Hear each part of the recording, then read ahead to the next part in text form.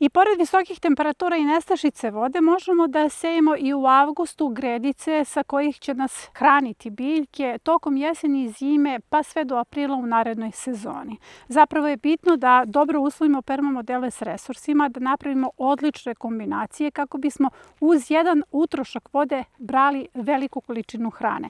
Zato u ovoj epizodi sejemo čak 20 kultura na jednoj gredici. Dobit ćete šemu kako da ih posijete i savjet kako da dalje negujete te kulture bez obzira na visoke temperature. Prvi korak je naravno da se uslovi permamodel sa resursima koje imate. Ako nemate seno trenutno, možete da koristite različito lišće, pa možete čak i da iskoristite slamu, samo je potrebno da se permamodel dobro uhrani. Ali ono što ću vam dati kao savjet koji se odnosi na visoke temperature i nestašicu vode jeste da se ovaj permamodel usloji sa resursima kao što je recimo opalo voće. Pa imamo epizodu o opalim jabukama jer jabuke su vrlo značajne zato što osim što čuvaju vlagu i ujedno i ispuštaju vlagu, a postoji materijal koji možete da napravite sličan zeolitu koji pomaže kod visokih temperatura da se sve biljke lakše održe. Kod uslojavanja možete da koristite opale jabuke, ali je još bolje ako možete da pomešate seno i jabuke, ovako trule jabuke,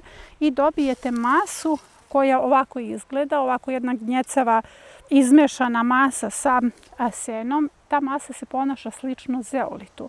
Uloga zeolita jeste, osim da poboljša ishranu biljaka, ujedno da sačuva vlagu i na taj način ovi permamodeli koji se ovako usloje mogu bolje da podnesu visoke temperature i manju količinu vode. Cilj je da ova jedna gredica ima više kulture i da za jedan utrošak vode imamo zapravo obilnu berbu. Ova je šema koju sam pripremila za ovu gredicu i evo ostavit ćemo kratko da možete da uslikate šemu. Plan je da se radi kombinacija presade i direktne setve, zato se koriste tuneli. Ovo zeleno su gnezda. Pojasnit ću tokom dalje epizode kako ćete šta ovdje da posijete, ali evo recimo šta je ovdje zanimljivo. Sve ovo što se nalazi u tunelima je direktna setva sistema za brzi uzgoj. Dakle, matovilac, rotkvice, spanać, salata, rukola, sve to ide u ove tunele. To ćemo odmah danas da posejemo. Naravno, imamo mrkvu, peršun i kopar koji danas sejemo, a sve ostalo ide kasnije kao presada. Dakle, cilj je da imamo kulture za brzi uzgoj koji će biti u ovim tunelima i pravit će dobar ambijent za presadu koja ide dalje. Ako se ovako na dobar način iskombinuju biljke, jednim zalivanjem imamo veliku berbu, a kulture se međusobno podržavaju jer prave hlad jedna drugoj. Ova šema, onako kako je nacrtana, je preslikana na ovaj permamodel. Dakle, bukvalno idemo od početka. Znači, početak je rotkva, repa, praziluk. Oni se nalaze ovdje, pa se nastavlja do kraja. Kao što vidite, ovdje su tuneli i gnezda. S razlogom su tuneli, zato što ćemo imati gustu setvu sistema za brzi uzgoj, a unutar se nalaze kocke i tu u skladu sa kulturom koja se ubacuje imamo na nekom mestu 3 gnezda, negdje se nalaze 4 gnezda, negdje samo jedno gnezdo, jer sam uzela u obzir kako kulture rastu, kojom brzinom kulture rastu, jer je cilj da se za vrlo kratko vreme, pa recimo za nekih 45 dana, dobije jedna gusta setva, odnosno gusta masa na ovoj gredici. Kao što vidite, prednost je zalivanjem, jednim utroškom vode dobije se ovoliko mnogo kultura na jednoj gredici. Pre same setve je potrebno dobro rashladiti ova gnezda. Dakle, radimo tunele, punimo ih ne mešavinom 3-2-1, već supstratom. Onaj supstrat za setvu koji se kupuje recimo za setvu presade, jer on mnogo bolje podnosi sada ove visoke temperature i mnogo bolje čuva vlagu. Prvo ćemo pre setve da dobro rashladimo gnezda, jer je jako bitno da se dobro zalije. Ovo sam zalila pre nekih sat vremena, jer kada se stavi seme mora da se stavi u hladno gnezdo i nakon toga kada se obavi setva, sada ćemo zajedno raditi direktnu setvu, preko toga se stavlja centimetar suvog supstrata pa se sve ponovo dobro zalije i lagano se malčira ono što smo zalili.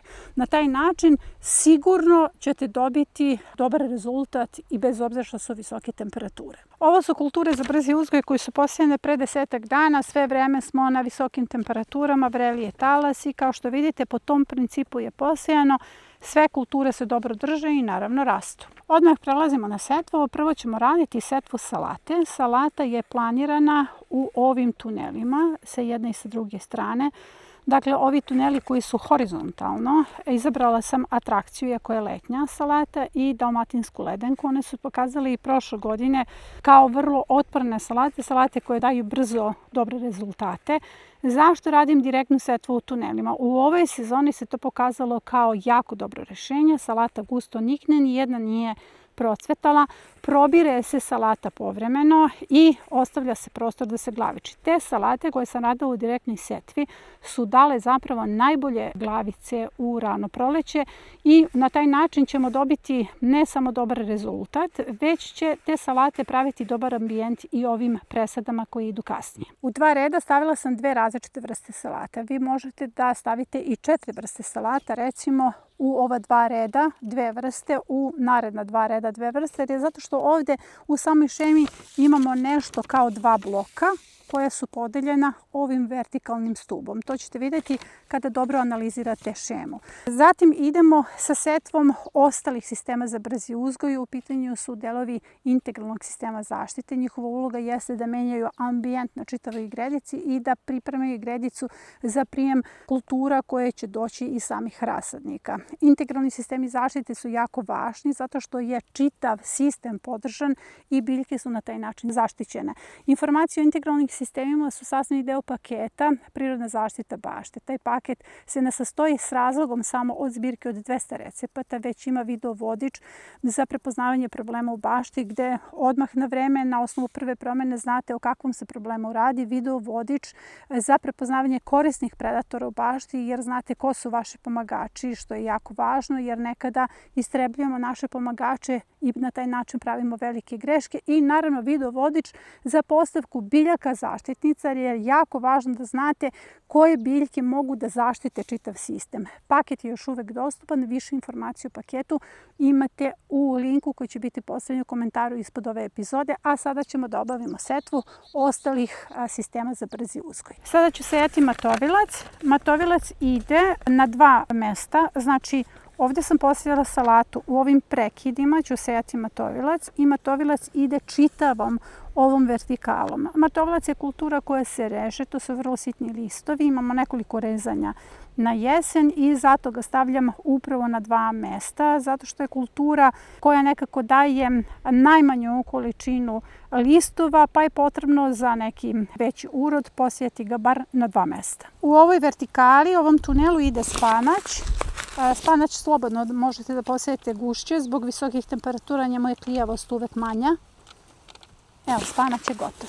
U ovoj vertikali ubacujem rotkvice i biram ledenu sveću. Ona se pokazala kao najefikasnija rotkvica kada je u pitanju jesenja zona. Sve sam posejala od sistema za brzi uzgoj, ostala mi je još rukola, a u ovoj vertikali u ova 2 gnezda ide mrkva, ovdje ide peršun, a tamo ide kopar i sada ću da obavim direktnu setvu svih kultura koje zapravo idu iz semena. Sada smo završili sve što ide kao direktna setva i sve što je potrebno posejati sada.